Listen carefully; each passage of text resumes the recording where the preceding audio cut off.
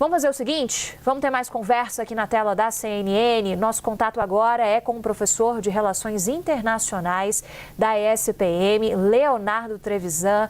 Professor, eu adoro conversar com o senhor, uma pena que seja sempre em momentos muito graves, como esse que a gente está vendo agora, com essa escalada do conflito. Na tela, comigo, para essa entrevista, temos o Américo Martins e também o Diego Pavão. Professor, por gentileza, ajuda a gente a entender a gravidade desses ataques agora estarem ocorrendo também durante o dia. O que isso significa, professor? Bom dia Isabel, bom dia Diego, bom dia Américo, né? Bom dia a todos que nos escutam. Né? Eu acho que você fez um bom resumo da situação, né? Colocando a tensão reinante em Israel com a resposta iraniana. Né? Porém, nós temos que também olhar o outro lado. Né? Israel, desde a manhã de hoje, continuou com os bombardeios em diferentes lugares, diferentes espaços do Irã. Né? Esses bombardeios alcançaram cidades maiores, né? Não só Teherã. Né? Em Teherã, por exemplo, esses bombardeios provocaram 60 mortos. Né?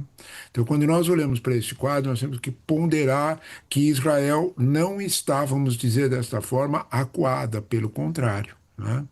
Nós temos que entender esse conflito, Isabel, como agora esse conflito, com o caráter de complementaridade. Se nós não entendermos isso, nós não vamos entender exatamente o que está acontecendo. É uma trajetória. Né?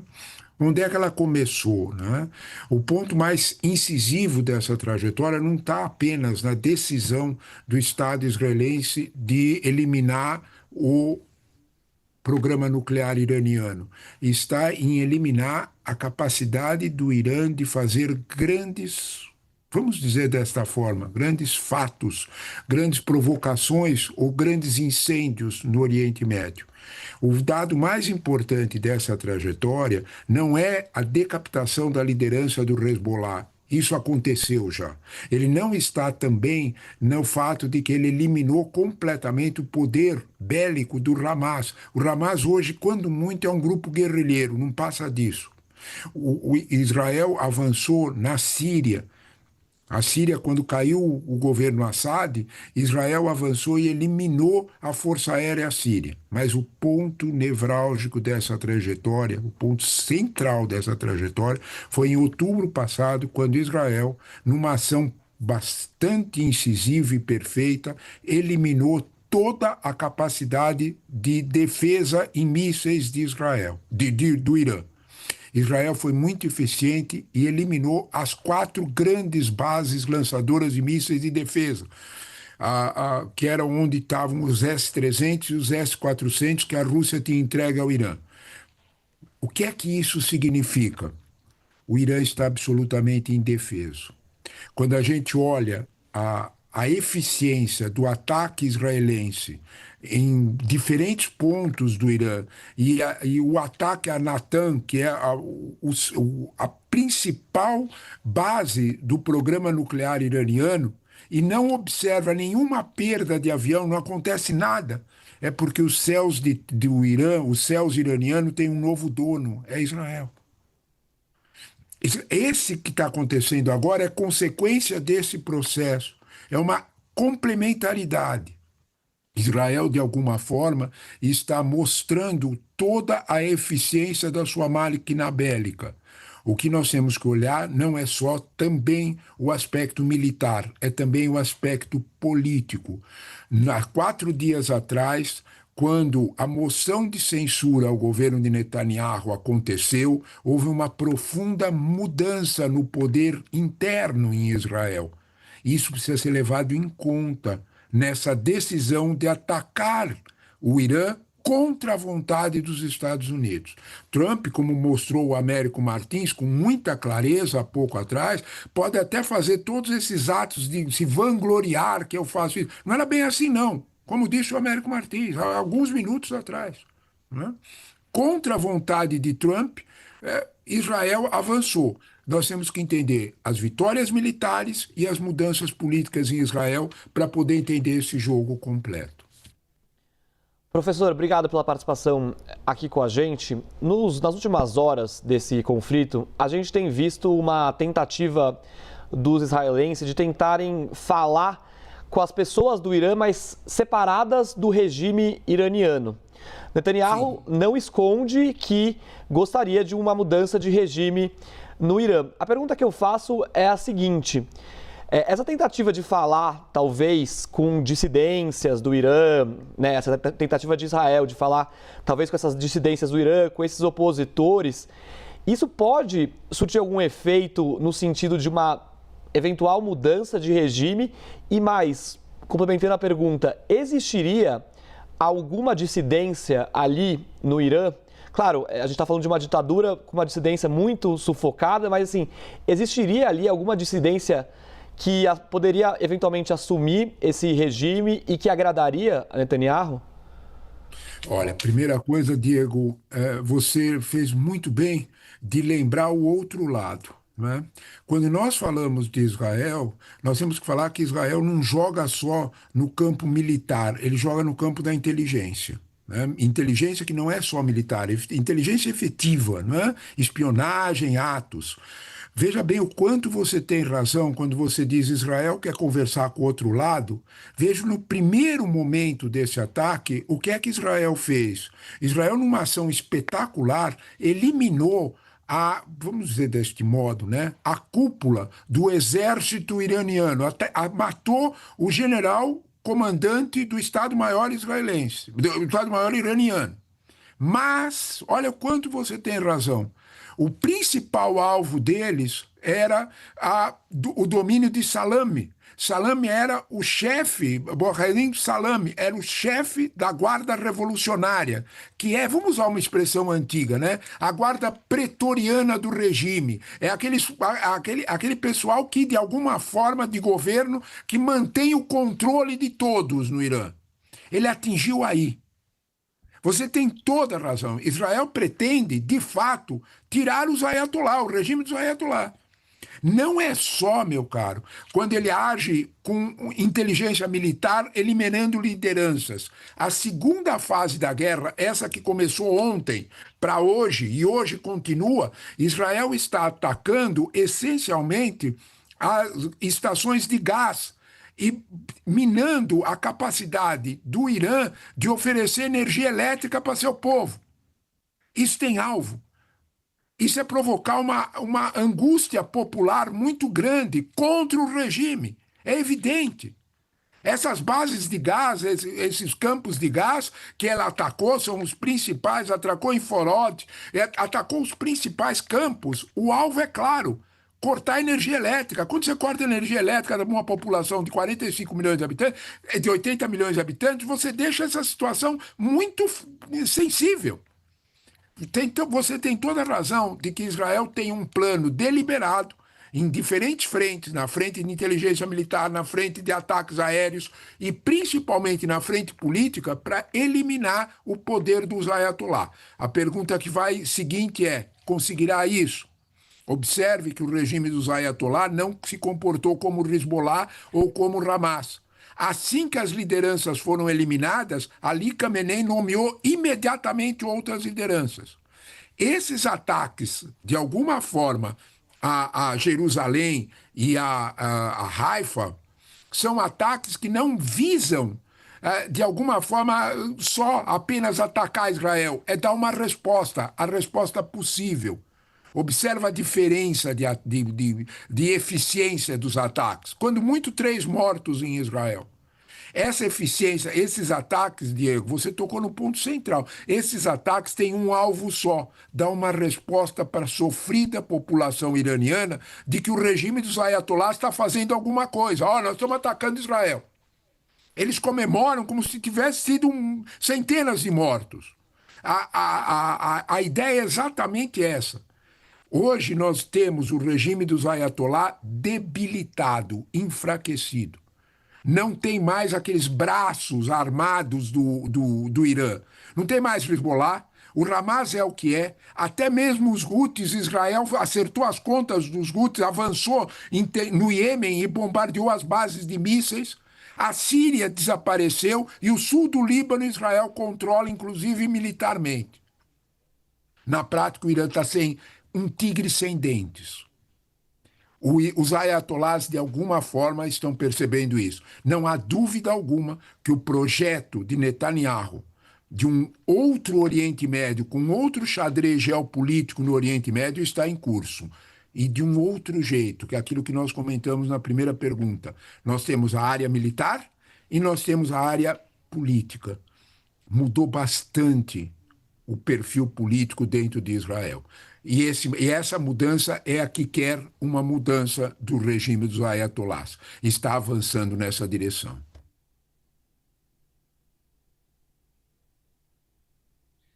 Professor, muito obrigado por essa entrevista. Eu vou aproveitar o fato de o senhor ser bastante didático para fazer uma pergunta que atende a um questionamento que eu estou recebendo de muita gente da nossa audiência com relação a explicar um pouco o início desse processo. A gente tem falado muito das consequências, etc., mas ainda recebo perguntas um pouco sobre o início.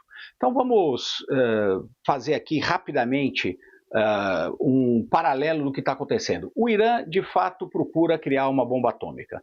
Se tiver uma bomba atômica, vai desestabilizar o Oriente Médio. O Israel acha que isso é um problema existencial, uma ameaça existencial para ele. Por outro lado, no meio de uma negociação diplomática entre Estados Unidos e Irã, Israel resolve agir sem um mandato internacional, sem uma provocação direta ou imediata do regime dos ayatolás e ataca inclusive instalações nucleares, o que pode ser considerado uma ilegalidade. Então, uma pergunta fácil para o senhor. Alguém tem razão nessa confusão toda? Que pergunta interessante, meu caro Américo, que pergunta interessante. Quem é que tem razão nessas condições todas, né? Américo, assim que você estava falando, me veio à cabeça, não é? Uma frase que é antiga, velha, né? Os gregos usavam, né? Na guerra, a primeira vítima de qualquer guerra é a verdade, né? Isso aí tem 2.500 anos, né? Então, quando a gente olha para essa situação, né? Todos usam a sua verdade, o Irã deles, né? Eu achei muito interessante a tua exposição dos atos de vanglória do senhor Trump agora, esta manhã, no Trump Social, né? Muito interessante. Ele também quer pegar um pedacinho disso aí para falar a verdade dele e assim por diante, né?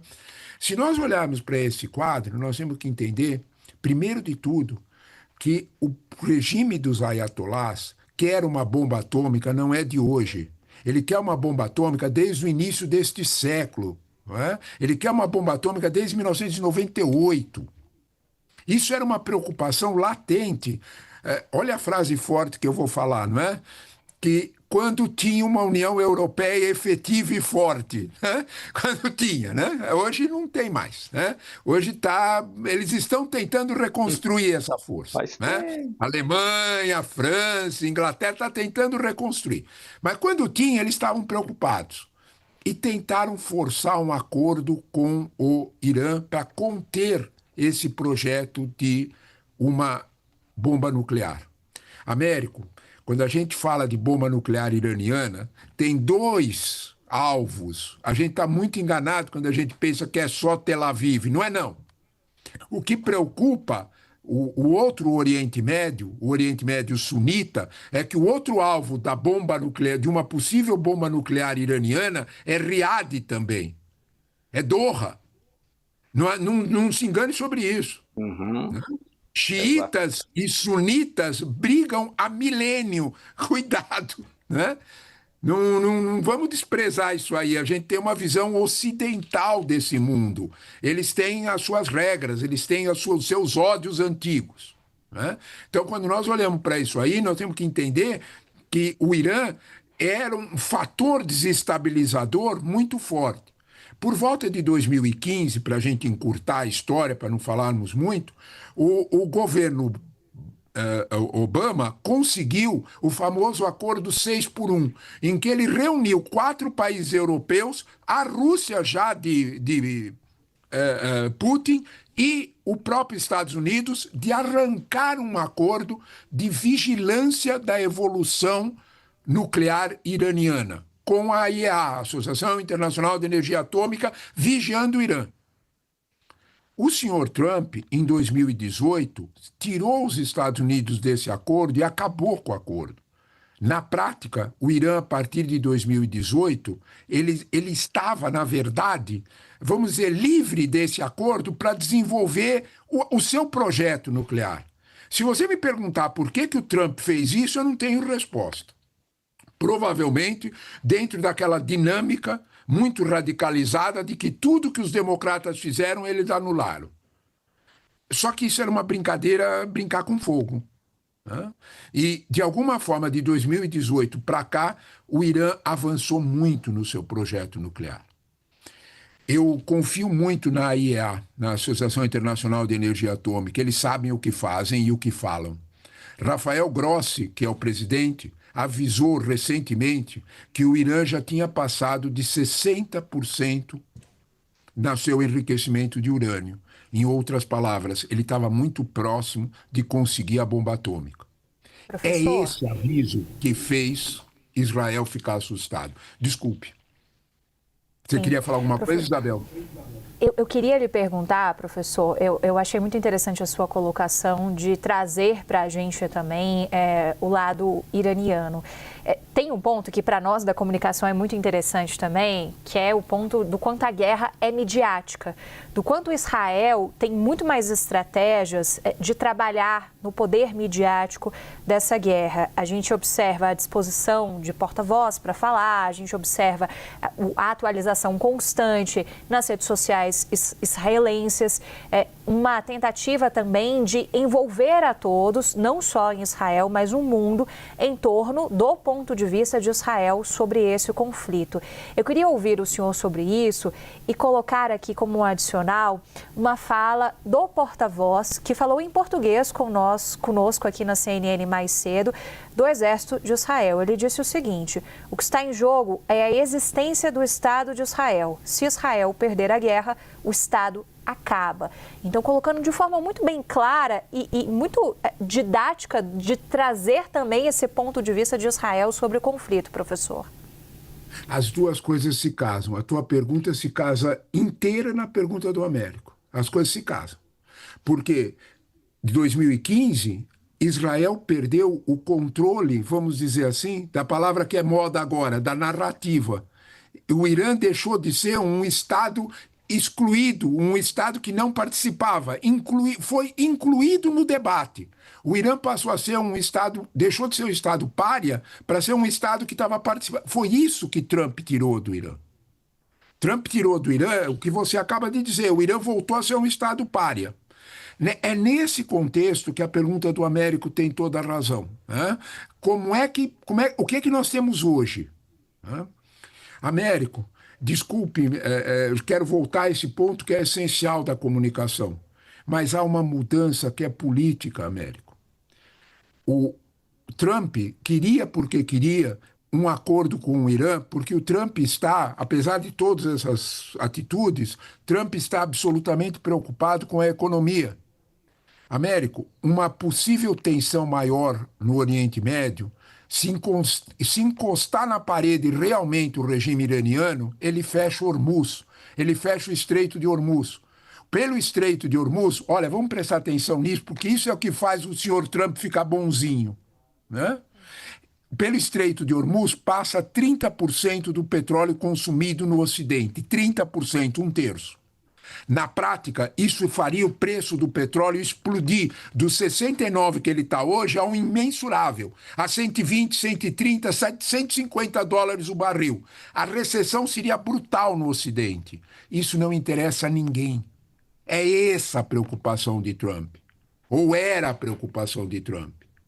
O que é que mudou que Israel, de certa forma, vamos dizer deste modo, desobedeceu Trump, que não queria o ataque? Lembram que o Marco Rubio avisou? Os Estados Unidos não tem nada a ver com isso, lembram disso?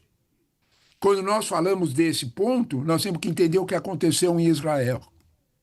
A extrema-direita israelense, os ultra-ortodoxos israelenses, aproveitaram um fato político importante interno de Israel, que era a decisão da Suprema Corte de obrigar os seminaristas ultra-ortodoxos a cumprir o exército, que é apoiado por 85% da população israelense, que todos servem o exército, menos eles.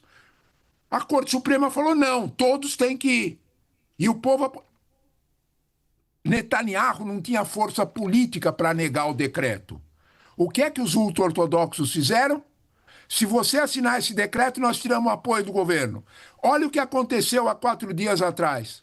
De 120 votos, 61 para manter o Netanyahu no poder. Ou seja, os ultra-ortodoxos deram um recado. Um só que faz, a gente acaba o governo. Netanyahu teve que sentar com os ultra-ortodoxos e perguntar para eles o que vocês querem para manter meu governo. Nós queremos a decapitação do Irã. Foi isso que o Américo perguntou, que o Diego perguntou. O que é que vai acontecer com a dissidência interna do Irã? Esse programa de decapitar os ayatollah não é o que interessa no momento para... Imagine você uma guerra civil no Irã. O Estreito de Hormuz. Onde vai o petróleo? Quando nós olhamos para esse quadro, o xadrez geopolítico não é jogado só no Irã, ele é jogado dentro de Israel também. E aí vai a tua pergunta, né? Israel, de certa forma, é muito eficiente de manter-se no noticiário mundial, de todos os jeitos, como uma pessoa que tem razão. Se há um contexto concreto em Israel, é de que todos os israelenses, da extrema-direita à extrema-esquerda, têm medo da bomba atômica do Irã. É aquilo que eu estava dizendo. Bomba atômica no Irã neutraliza tudo. Pense você como é que o Irã negociaria com o mundo se ele tivesse uma bomba atômica. E é uma bomba atômica com pessoas com a cabeça no século VII. Por favor, vamos entender isso. Né?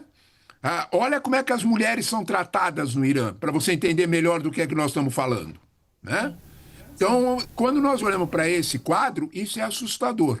E, de alguma forma, Israel também se aproveitou desse fato para manter uma narrativa, palavra da moda, né, mais eficiente de que o Irã, de algum modo, não deve ser tirado da sua condição de Estado pária. Isso são os ultra-ortodoxos que pensam e eles conseguiram. Professor, muito obrigada por essa aula aqui de entendimento, de fato, dos pormenores do conflito, da dualidade que há também em conflitos do tipo. A gente espera conversar com o senhor mais nessa cobertura. O senhor é sempre uma peça muito importante para nós aqui na CNN. Agradeço em nome de toda a equipe aqui. Até uma próxima e a gente te aciona aí logo menos, viu, professor? Muito obrigada.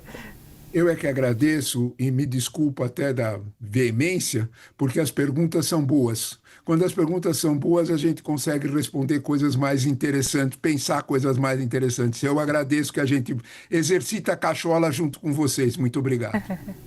A gente que ganha uma aula ao vivo aqui, professor. Até a próxima. Leonardo Trevisan, professor da SPM.